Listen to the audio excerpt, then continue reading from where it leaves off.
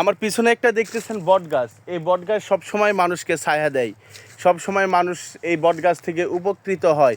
এই বট গাছের মধ্যে অনেক পাখি আসে, তারা এসে একটু আশ্রয় নেয়। যেমন আমার পিছনে একটা কাক আছে, আপনারা দেখতে পাইতেছেন কি পাইতেছেন আমি জানি না, ওখানে একটা কিন্তু কাক বসে আছে, সেও সুন্দরভাবে এই বট গাছের নিচে বিশ্রাম নিতেছে। এই গাছ সবসময় মানুষকে খেদমত দিয়ে যাচ্ছে, মানুষের খেদমত করে যাচ্ছে। আল্লাহ তাআলা জিন এবং মানুষকেই শুধু সৃষ্টি করছেন শুধু আল্লাহর খেদমতের জন্য। এছাড়া পশু পাখি গাছপালা যা দেখতেছেন সব আল্লাহ পাক রব্বুল আলামিন সৃষ্টি করছেন মানুষের খেদমতের জন্য। সুবহান আল্লাহ। সবাই ভালো থাকবেন, সুস্থ থাকবেন, গাছ লাগান, পরিবেশ বাঁচান, এইটাই সবার কাছে শুভকামনা রইল। ভিডিওটি লাইক করবেন কি করবেন না, শেয়ার করবেন কি করবেন আপনার ব্যাপার, কিন্তু কথাগুলো শুনেছেন এই জন্য সকলকে অসংখ্য ধন্যবাদ। আর কথার মধ্যে কোনো ভুল থাকলে ক্ষমার দৃষ্টিতে দেখবেন।